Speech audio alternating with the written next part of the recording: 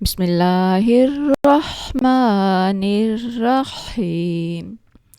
تجوید کے آج کے لیسن میں ہمارا جو لیسن ہے وہ ہے حمزہ وصل۔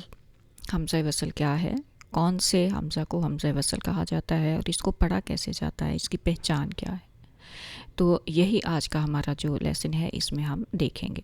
یہاں پہ العالمین اس میں حمزہ وصل ہے، یہ جو حمزہ ہے یہ حمزہ وصل ہے۔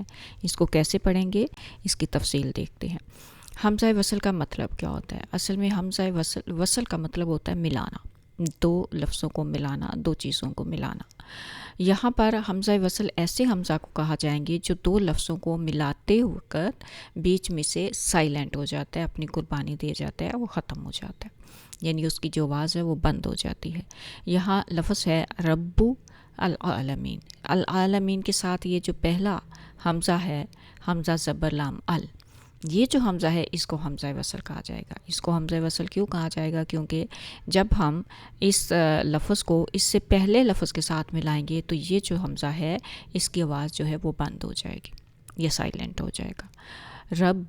جب ہم الگ پڑھتے ہیں رب عالمین، العالمین، اور جب ہم اس دونوں کو ملائیں گے رب العالمین، با جو ہے اس کو ہم لام کے ساتھ ملا دیں گے، یہ جو ساکن لام ہے، تو یہ جو حمزہ ہے اس میں بیچ کی اس کی آواز جو ہے وہ ختم ہو جائے گی، یہ حمزہ بیچ میں نہیں پڑھا جائے گا، سائلنٹ ہو جائے گا۔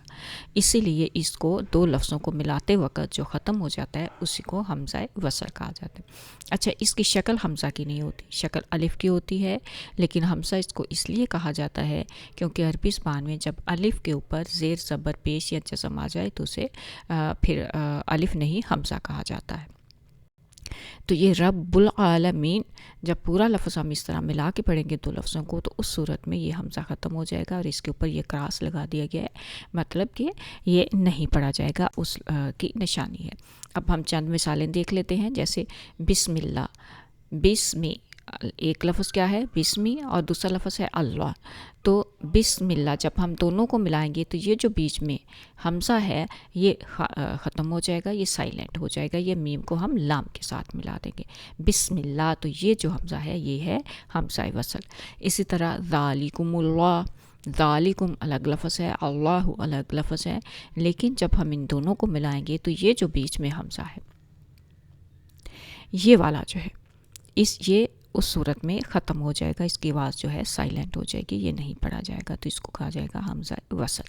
تو حمزہ وصل کی نشانی یہی ہے کہ دو لفظوں کے بیچ میں ایک لفظ کے ساتھ ایسا حمزہ جو دوسرے اس سے پہلے لفظ کے ساتھ ملاتے وقت ختم ہو جاتا ہے۔ ذالکم اللہ، خلق اللہ، خلق الگ لفظ، اللہ، اور جب ہم ان دونوں کو ملائیں گے تو یہ جو حمزہ ہے یہ بیچ میں سے جو ہے ختم ہو جائے گی، اس کے بعد یہ سائلنٹ ہو جائے گا۔ اسی طرح اعبد اللہ، تو مجھے امید ہے کہ اس کو آپ کی سمجھ آ گئی ہوگی، آپ کو اس کی سمجھ آئی ہوگی۔